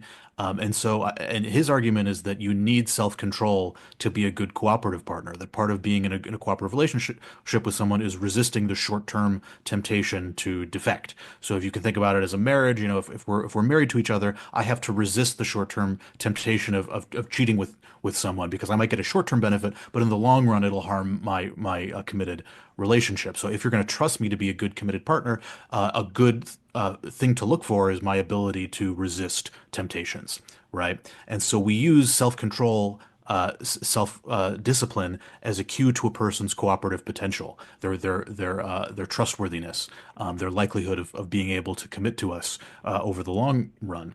And it may be that if you do things that require a lot of self-control, like watching a really boring movie or reading a really long, boring book, that suggests that you have a lot of self-control and you're a really virtuous person. But if you're watching stuff that you don't need any self-control at all, it's just immediately gratifying, like reality TV or junk food, then that suggests that you don't really have a lot of self-control. And so I think that there might be an element of virtue and virtue signaling in here as well, that it's seen as more virtuous to watch the black and white French film or to read the long boring novel from the 1800s in Russia or whatever.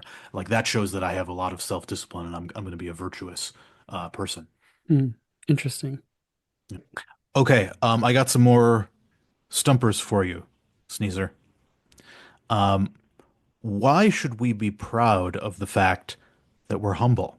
So if you think about humility as not being proud or not being arrogant or boastful about yourself, why should we be proud of the fact that we're not proud?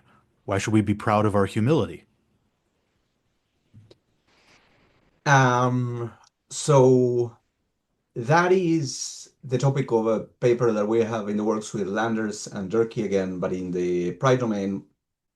So pride has a mixed reputation in the Bible. My go-to book says that pride before Cometh the before fall fall. Yeah. Goeth before pride. and a haughty spirit something. Yeah. Before the fall, there is hubris and arrogance, and pride is followed by catastrophe. Hmm. But at the on the other hand, it's also the case that pride is part of a price system in the positive range of the price the brain collective. He left. Oh, He yeah. disappeared. Yeah, David will be back. But just while David's coming back, it's Ah, pride goeth before destruction. Goeth. both, I love both that. Okay. Pride goeth before destruction and a haughty spirit before a fall. before the fall. Yeah. So there you go. All the people who know the Bible better than us were cringing a few moments ago. Yes, yes, yes. Sorry, it's a mortal offense to not know the Bible, No, for it's which I okay. apologize. You shouldn't apologize. You should not feel shame. I feel shame. Yeah. Okay, and pride is also part of a price system that tells you the implicitly the collective price attached to positive things, and it so pride provides the incentive. Pride has a bad reputation. The Lord Almighty in heaven punishes if you have too much pride, but at the same time, pride provides the incentive for producing as a side effect of your status pursuits, socially valuable outcomes. So it's really the prize system in the social games with Mm. which people produce great societal things, civilizations, families, conquests, commercial quests, population of new environments.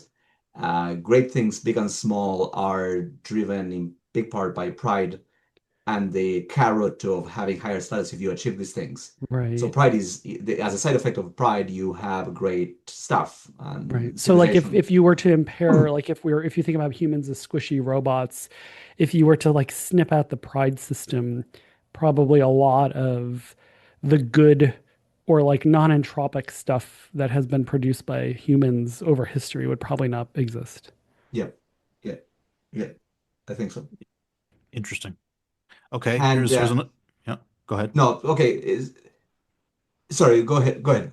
I found the Bible quote, David. It was pride goeth before destruction and a haughty spirit before a fall. So Ah, that's a lovely example yeah. of the Right, very paradoxical good. nature of pride.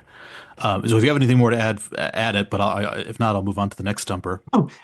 Long story short, Yeah. Jessica Tracy, one person in the tiny realm intrapersonal, she started off with a theory of pride as intrapersonal. It's pride is the bad pride is if I attribute the success to my great self. It's good pride if I think the pride is due to my action. Mm. But we have falsificationist experiments run in several countries showing that the there's probably we believe that these two facets or subtypes of prides is not a thing. There's a pride system that is complex, and the moniker or the concept of hubris or arrogance is not so much a pride system, but rather a concept leverage at those who claim too much respect. It's a concept applied to other people. I'm not arrogant. You are arrogant, Right. Dave. Right. I'm not Exactly. arrogant. Yeah. Yeah. Yeah. Yeah. It's you guys, you're who are arrogant. Yes. And and we have support for that in our papers. And again, like in the shame and guilt paper, we have strong support for the interpersonal theory of pride and low support for the attributional theory of pride. And I think what happens is we show that the hubris thing is a function of the degree to which a person or someone else overclaims relative to the true social price of the action that they attain. And so arrogance people don't like because for various reasons, because you have to pay higher than the price that they're worth, and that's excessive cost. That's not good. But also in envious rivalrous relationships, if you achieve, even if you're correctly calibrated, that's bad for me. So there's a number of things. But long story short, arrogance people dislike for those reasons. And so to show lack of arrogance is good, and so to show proper calibration is good. Mhm. It's better than if you show excessive pride from the standpoint of showing the Mhm. thing. Yeah. And you may still get some crap if other people are envious. And you have a bullshit also side to the story, Mhm. which is pretending that. So all the academics now are hot about humility, and that seems like bullshit, if I could paraphrase you. And humble brag or something that seems like bullshit. They now that they have achieved it seems like the kind of stuff that you do when you have achieved and you promulgate and you proselytize so that the upstarts don't dethrone you or something like that. It Mm. could be in Mhm. part. Yeah. I mean, because I'll often talk about humility being a good thing, so I'm going to defend humility a little bit, which is the way Mhm. I use it, at least, is sort of um, it's calling out a status game that's sort of orthogonal to the one I think we should be playing. So, for example, like not like studying kids or like women's social coalitional power, because like those are important aspects of like human phenotypes, but like they're low bargaining power entities in our cultural milieu. And so like being humble about like that, these are important classes of evolved situations of like being a kid, being a woman, like, having low bargaining power.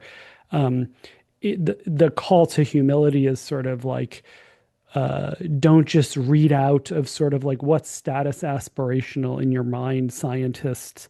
Think about the things that like are humble um, in order to sort of pursue those things, like the low bargaining power situations or people. So that's my defense of like a call to humility. Sorry, I couldn't follow if Yeah. you're saying people with low bargaining power are humble in their relationship with more powerful people, or intellectuals who or academics who study. women they need to be humble in order to be open to the what low power people do, or Yeah, I think I mean the second one. I mean, I think the first is true, but like I think the second one is what I mean in this context. Yeah, that's right. Like I think that there's you can look at like evolved psychologies of scientists and sort of say we should be more humble, which could mean like it doesn't just mean like, keep affording me the status, Daniel, or if I tell you to be humble, right? It could mean like, yeah, I've made it and I want you to not, be an upstart against me. But it could also mean like we should we might be blind to like looking at things, respecting yeah, things that we don't respect I because of the see. bargaining power status that our brains register, right? Mm. So the call to study non-weird people is humble. We should look beyond our own navel and Exactly. Or like sure, like yep. if there's a category of people that like our society devalues, and to the extent that I register that and that biases me not even understanding like the psychology of those people, a call Mm. to humility is sort of like don't use the readout of your value system as a human being or correct for that when you're doing the science, is a way to put it. That's not to psychoanalyze you or anything, Yeah. but that sounds like the AWA system in the form of noblesse oblige, because traditionally it's the peasant that owes me allegiance and respect if I'm the king. Right. That's but in the noblesse oblige of this thing, we are now enlightened elites, and we can uh give voice to the unvoiced or the platform. Yeah, okay. So Right. it sounds like that, but in the liberal value. Yep, Yeah. okay. Yeah. Yeah. Yep, yep. Okay, next stumper, fashion. So my wife has been telling me that apparently baggy pants are in, and all of my pants are non-baggy. And so when I was alerted to this fact, I'm like, oh no, my entire wardrobe is uncool. I'm an uncool person. Yeah, keep your wardrobe from like 20 years ago. Just it's gonna come Just back. wait it Yeah. out. Yeah, Exactly. exactly. Yes. Yeah. But if Yes. I wait it out, if I do that strategy, I'm going to be uncool for a certain period of time, and I might even feel some shame about being uncool and wearing Mm. unfashionable clothes. What on earth is that about? Why should I be feeling shame for the bagginess or lack thereof of my pants? What does that have to do with my value as a social partner, Daniel Sznycer? Well, if it's your wife, not to get inside of your bedroom, I don't want to No, know you're either. welcome. You're welcome in my bedroom, Daniel. But well, then We Well, got a lot of that's a quotes in different I'll this be topic. happy to episode. We join got a you. lot of quotes. We can, But if Uh, your wife is giving you hints that your fashion is out of step, then maybe I don't know. So you think the fact that it's coming from my wife, if it was coming from someone else, maybe I wouldn't feel shame. Yeah, I don't know. did she bring it up, David, or did you Well, notice I mean, people wearing my baggy wife is pants? incredibly fashionable, and Oh, she's I see. very, Mm. very, gets compliments all the time about, her outfits. So I trust her as an authority on what Mm. is cool and what isn't. It's not merely that she's my wife. It's that I trust her judgments on this Yeah. matter. But did you bring it up or did she bring it up? The pants. She brought it up. Oh, okay, yeah. Mm. Yeah. I don't know fashion because I could never afford more than Old Navy things at a discount. But but yeah, I guess yeah, I don't know these fashion things, but I guess if your wife tells you things like this is the first order, right? I don't know the more exotic games, but hey, honey, you have your belly is too big, or Hmm. you ain't the tiger that you used to be, or something like that, then that gives you pause, right? Hmm. Well, that makes sense. And then it just begs the question of why she or others would be using the bagginess of my pants as a Hmm. criterion for evaluating my character. What on earth does that have to do with my value as a social partner? Yeah, that seems crazy. Maybe, Yeah.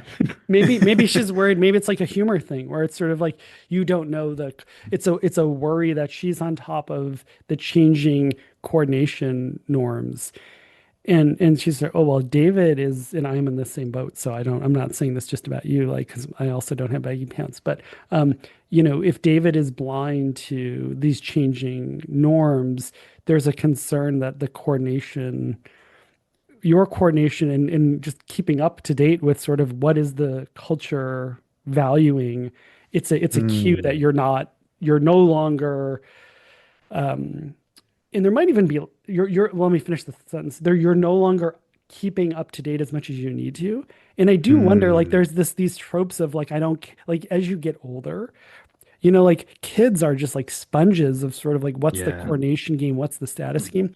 There's like a certain age where you're just like, I've ballistically committed to one of these. Right. And like there might even be like recursion of sort of like that's known. And so she's sort of like, David, are you like ossifying like Oh, culturally with your status game? Like that might even be like no. Mm. probing for that. So it's a cue to my low social intelligence, my low ability to coordinate on the changing social conventions and social norms, and that's a cue that I'm going to do lots of awkward, oafish things in social interactions and make various faux pas, and that's just a cue to my social intelligence and coordination ability. I buy that. I think Right.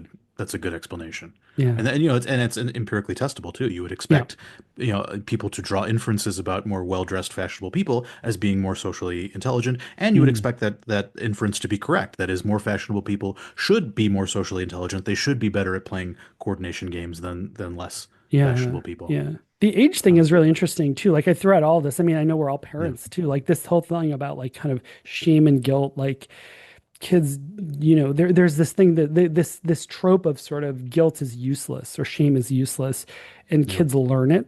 And I think like there's Hmm. something to that, right? In the sense of like Yeah. it's calibrated to the social world. But like clearly the conclusion here is like it's not useless. But there is like this lifespan trajectory of sort of acquiring this, becoming worried about things. Infants don't seem to have this, right? Or Mm. young kids don't. There's stuff on the life trajectory of shame, and it doesn't track exactly what you mentioned about ballisticness. Now I'm retired and I don't give a fuck about what other people think of me. Right. But it's U-shaped in that there's another effect when you're old, in that Mm. you lose your muscle tone and Right. skills, etc., and you become dependent on others. So Yes. there's higher shame. Oh, interesting. Um, Yeah. yeah, Chris von Ruden mentioned that too, that really like the status and the dimensions of status, like the oldest people. Um, it can happen, but that very much matches with him and his experience in Schwarland. Yeah. my grandma, the Polish grandma that I have, may the Lord bless her soul, she told me something that was shockingly hilarious. Namely, she was very old, and she told me something like, I can't reproduce exactly, but something like, "Don't put me in an old people's home," or something like that, because I dislike old people. They're ugly, they're disgusting. And she was saying that as an old person herself, but she didn't like old people. Right. And where I'm going with this, yeah, something along those lines. Yeah. Yeah. That you You can the loss view of traits that you functionality. possess as low value. You can be disgusted by people who are just like you. Uh, Yes, yes, yes. yeah. Yeah.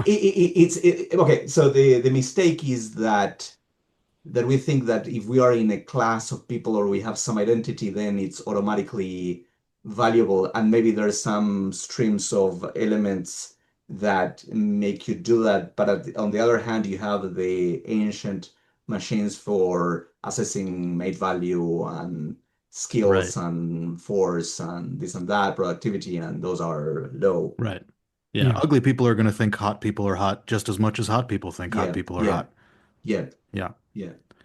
Um, yeah. Interesting. Okay. Um, well, I have a few more stumpers. Maybe do one more and then we'll Yeah. wrap things up. Yeah. Yeah. Pick a good one. So, okay. They're all good. Traveling.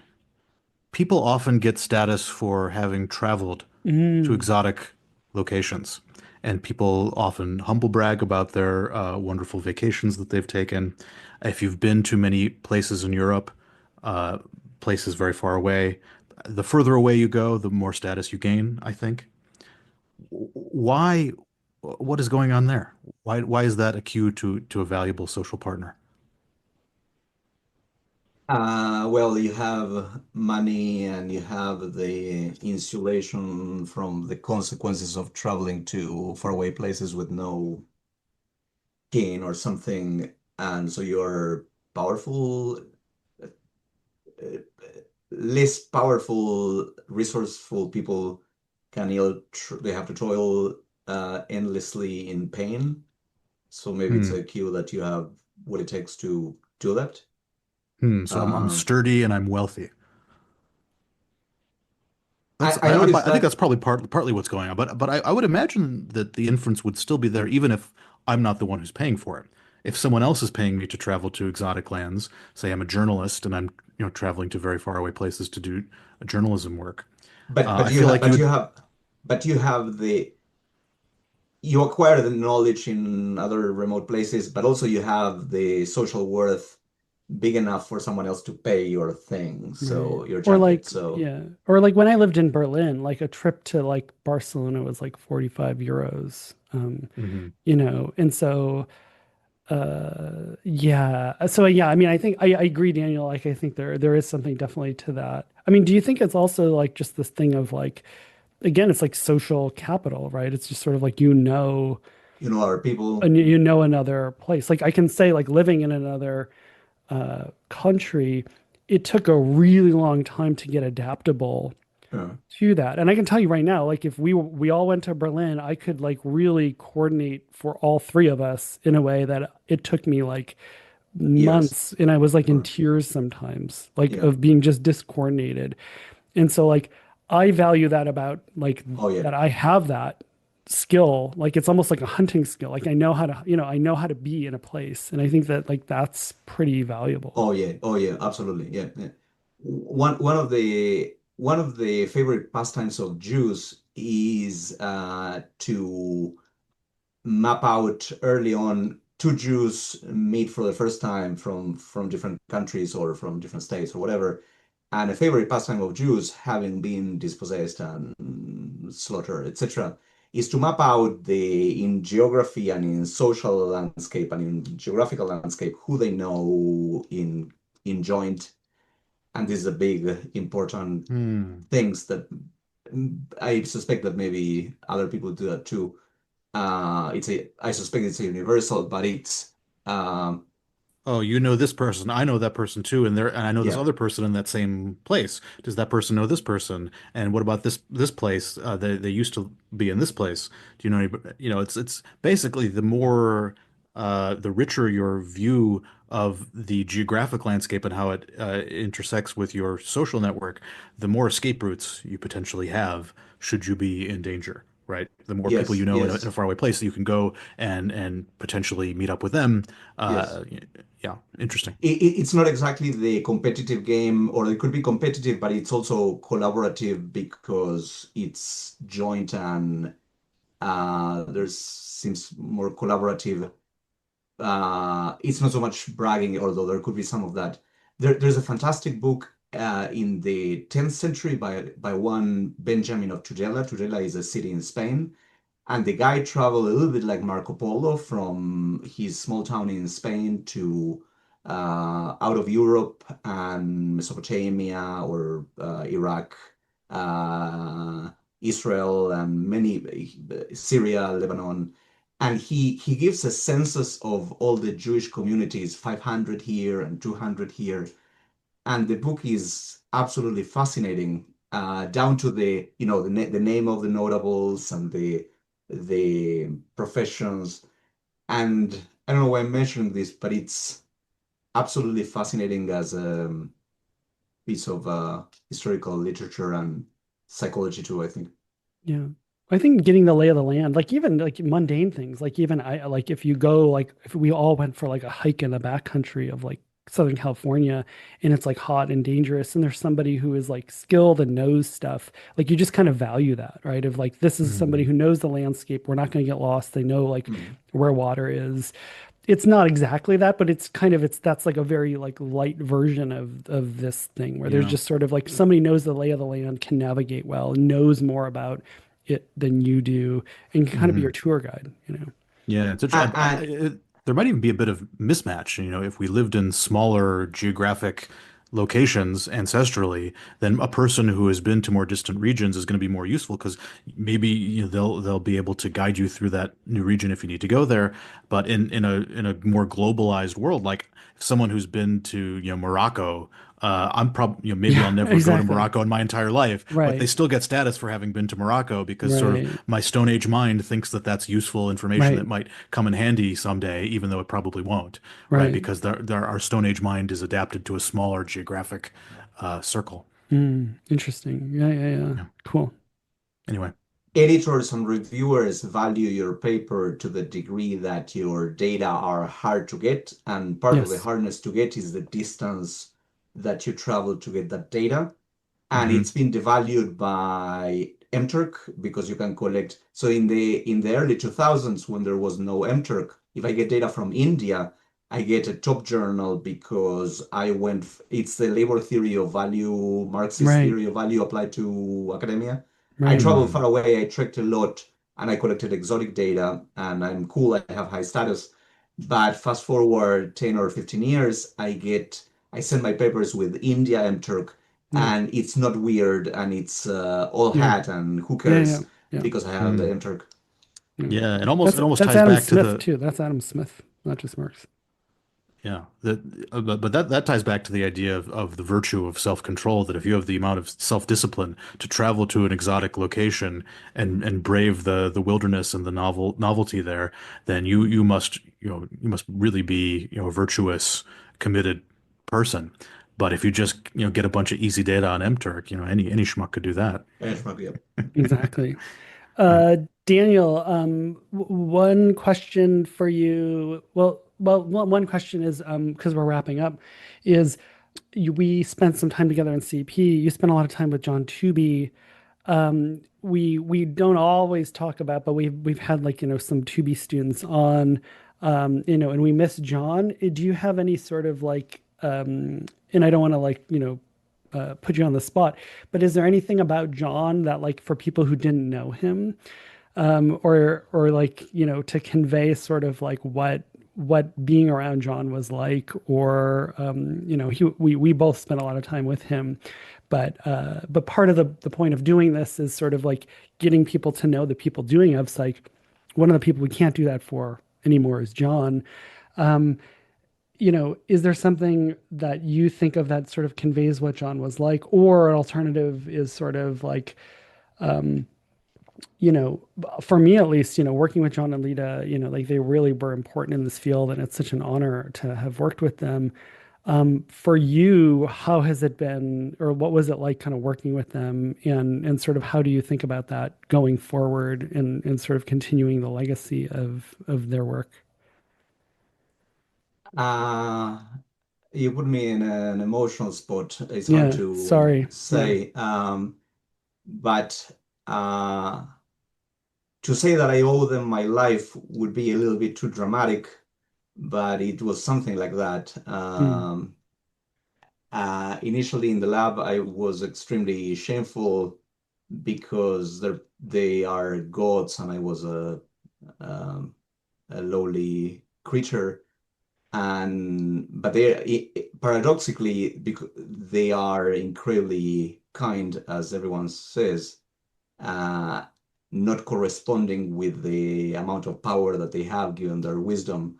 So slowly, I'm a slow thinker, and it took me very long time to calibrate to the American experience.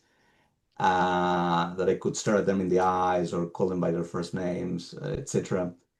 And then at some point it clicked, and I was spending many long hours at night in their home, making completely inappropriate jokes with to be unspeakable things like he was like a father.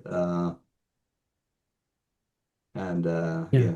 Yeah. Yeah. yeah, he, he Yeah. he was an incredible observer and hysterically hilarious, Oh, so funny. unspeakably funny. Yes. He would see things in me that I didn't know about myself. So yeah, Yeah. very, very extremely brilliant and extremely kind and nice Yeah. and funny and everything else. Yeah. Yeah. And for To, John, for me, it was like there was just this category of like people who every time they open their mouth, they learn something. And John was like that category for me. Yeah. A yeah, small yeah. group. Yeah. And I feel imposter syndrome in that till today, in that people ask me things, and some things I memorize by rote, shame, blah blah, and sometimes I'm asked things I'm out of my comfort zone because I don't know things by rote and I don't know what to say, and so I'm like an empty. I have no idea, but I say, okay, I'm an empty tube, and let's say what Tubi would say, and Exactly. something Yes. completely not completely incoherent comes out, but it's only because of Tubi. It's not Yeah. because of You me. have an I'm just inner a Tubi. I tube. know. I do the exact same thing. I'll often be like, what would John, what's the Tubi thing right here? Yeah. Exactly. Too bad that his phenotype, WWJD, what would John do? Exactly. yes, too bad that Yeah. his phenotype didn't correspond with the greatness of his soul and spirit and Yeah. wisdom. Yeah. Yeah. Cool. Is there anything that we should have asked you, Daniel? Yeah, but maybe not for public consumption. Well, Uh, on that note, and I'm working on stuff on human nature and value in general. So maybe at some point we okay. can chat. But Yeah, that sounds great. it was delightful to chat with you. I was feeling a little bit down about the entropic nature of the world, but you guys made me feel more fuzzy and Oh, nice. So that's that's good. great. Reverse Yeah. entropy for a couple hours. That could be our Yes. tagline. Yeah. Yes. Okay. Thank you so much for your interest and for creating this service to the whoever is watching this. Yeah, It's very and good. Daniel, we are proud of your work. I mean, I will say like emotion work and just the function, the beautiful predictions and the rapidity with which you've collected beautiful cross-cultural data and the people who are just interested in the emotions don't have a dog in the fight of like evolution or not. There's just so many people who I'm meeting that love your emotion work because it's just clarifying like, oh, I understand if the function of it is this, I can make better predictions. I can understand it. I can understand what conditions elicit, what outputs it will generate. And I think like the work you're doing is just such a good example of like, at the end of the day, the proof's in the pudding, and you're just doing a wonderful job, like in providing insight to these important things like shame and guilt and pride and things like that. Yes, Thank you. beautiful is the correct word. When I do look at your work, Daniel, I am sort of confronted with a feeling of scientific or epistemic beauty, just the elegance, the parsimony, the the the the powerful effect sizes, the cross-cultural regularities. You get the sense that you're glimpsing the contours of human nature in your work, and it's really beautiful to behold. Yeah. That's high praise. If one person doesn't find what I do worthless, then that I have achieved. Yeah, that would be completely a completely inappropriate low bar for the private sector. But given that I'm a government employee, I think that's a high breakthrough, and for which I'm very grateful to my life givers, to Lida, and also to your company of great intellect and menschfulness. Okay. Fantastic. Well, wonderful, Daniel. Thank you. And thanks again for being here. More fun than Thank we you. Thank you so imagined. much. Yeah. Good to see you. Bye. Bye-bye.